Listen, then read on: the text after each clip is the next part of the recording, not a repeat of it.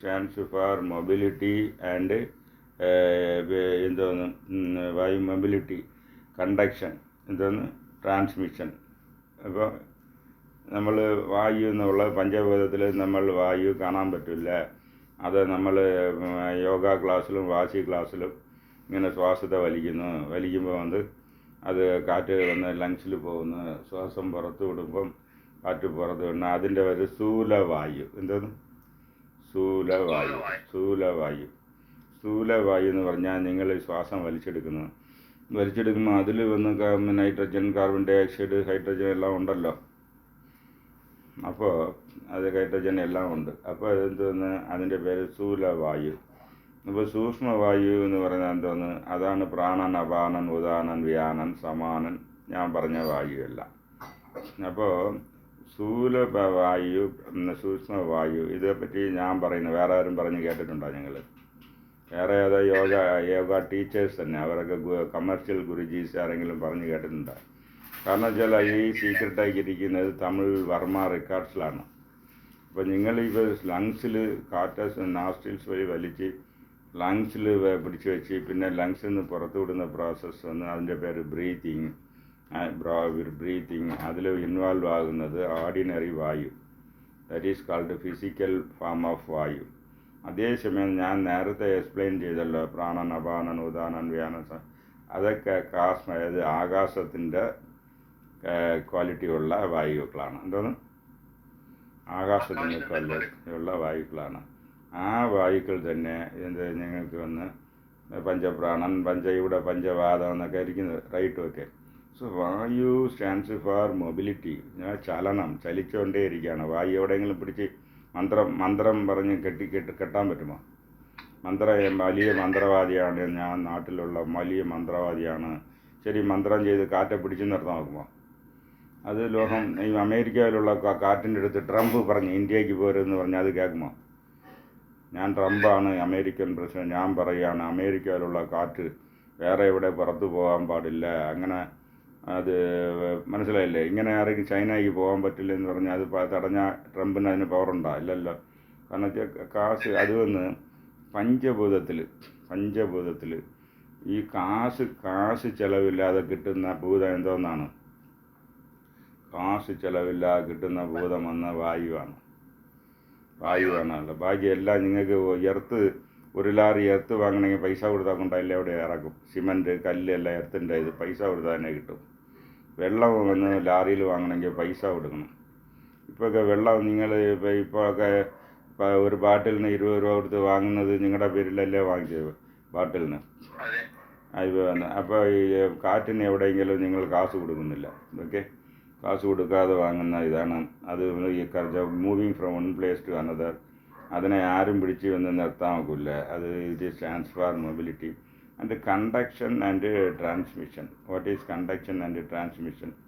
Conduction and transmission എന്ന് വരുമ്പോൾ അത് നിങ്ങൾക്ക് എങ്ങനെയാണ് നിങ്ങൾ മനസ്സിലാക്കേണ്ടത്? നിങ്ങൾക്ക് എങ്ങനെ യൂസ് ആവും കണ്ടക്ഷൻ ആൻഡ് ട്രാൻസ്മിഷൻ? അതല്ലേ നിങ്ങളുടെ ടാക്ടൈൽ സെൻസേഷൻ. ആലോചിക്കുന്നത് ടാക്ടൈൽ സെൻസേഷൻ, ത്വക്കിൽ നിങ്ങൾ തൊട്ടാൽ ഉടനെ ബ്രെയിനിൽ പോയി നിങ്ങൾ ഫീൽ ആവുന്നുണ്ടല്ലോ. ത്വക്കിൽ, കയ്യിലോ കാലിലോ നിങ്ങൾ ഉടനെ ഞാൻ കയ്യിലാണ് കൈ, കാല് ഏതായിരുന്നാലും അതിലെ കവർ ത്വക്കല്ലേ. ത്വക്കിലാണ് ടാക്ടൈൽ എന്നുള്ള നെർവ് ബഡ്സ് ഉള്ളത്. നെർവ് ബഡ്സ് പുറത്ത് നിൽക്കുന്ന അകത്തുമുണ്ട്, ഞങ്ങളുടെ വയറ്റ് അതിൻ്റെ അകത്തുമുണ്ട്. അത് autonomous nervous system, parasympathetic nervous system, അതൊക്കെ അത് നിങ്ങൾക്ക് പെട്ടെന്ന് ഉണരാൻ ഒക്കില്ല. പക്ഷേ ദേഹത്തിനാണ് അത് ഫീൽ ചെയ്യുക. അത് ടാക്ടൈൽ സെൻസേഷൻ എങ്ങനെ ഉണ്ടാകുന്നത്? ത്രൂ കണ്ടക്ഷൻ ആൻഡ് ട്രാൻസ്മിഷൻ അല്ലേ?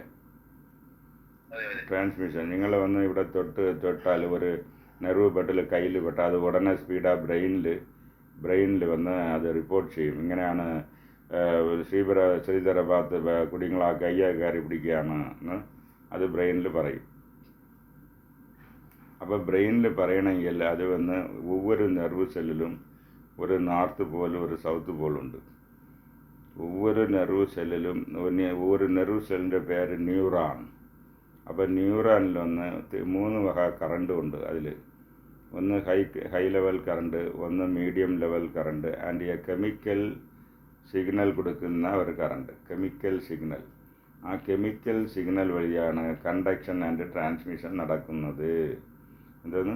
ഒവ്വൊരു സെല്ലിലും ഉള്ള കെമിക്കൽ പോർഷൻ ഓഫ് ഇത് ഒന്ന് അതുവഴിയാണ് ട്രാൻസ്മിഷൻ സിഗ്നൽസ് ബ്രെയിനിന് പോകുന്നത്. അത് എന്തോന്നാണ് കെമിക്കൽ? മാക്സിമം അത് എന്തോന്നാണ് കെമിക്കൽ? കെമിക്കലിൻ്റെ പേരെന്തോന്നും?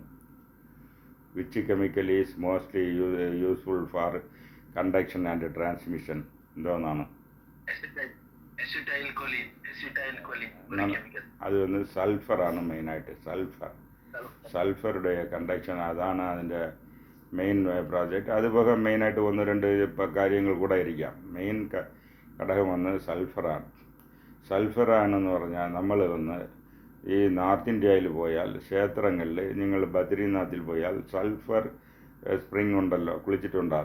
സൾഫർ സ്മെല്ല് വരും. അതിൻ്റെ അകത്ത് കുളിച്ചാൽ സ്കിന്നിൻ്റെ ഇങ്ങനെ എന്തെങ്കിലും നെർവ് ബഡ് ഡീജനറേഷൻ, അതിൻ്റെ പേരെന്തോന്ന്? നെർവ് ബഡ് ഡീജനറേഷൻ ഇരുന്നാൽ അത് ശരിയാവും.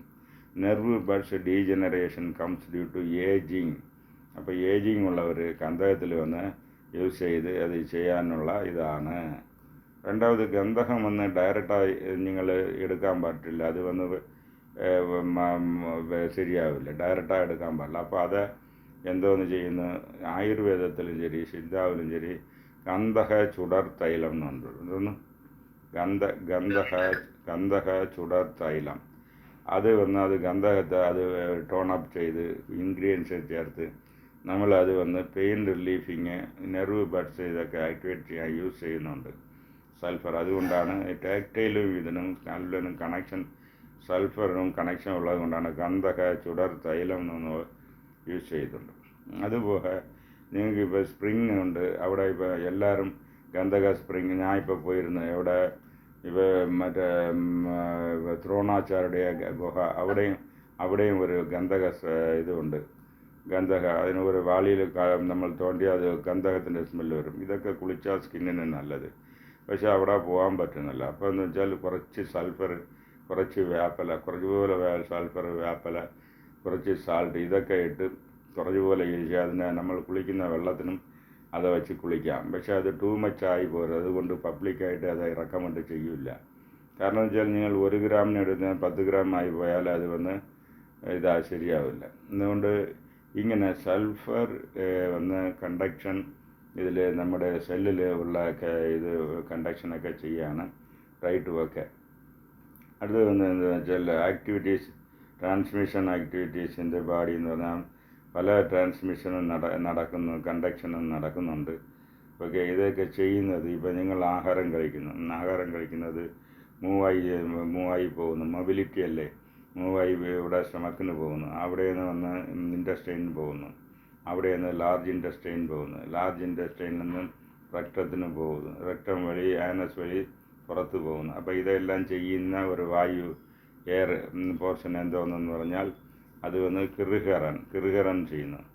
So the movement of food particles starting from mouth and goes up to rectum is called peristaltic movement.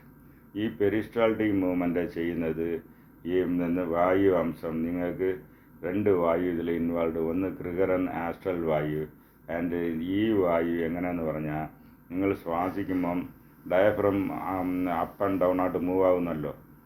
ഈ movement helps the peristaltic movement, helps the movement of processed food being processed from one state to another. അപ്പോൾ ഇതാണ് വായുവിൻ്റെ work. Okay.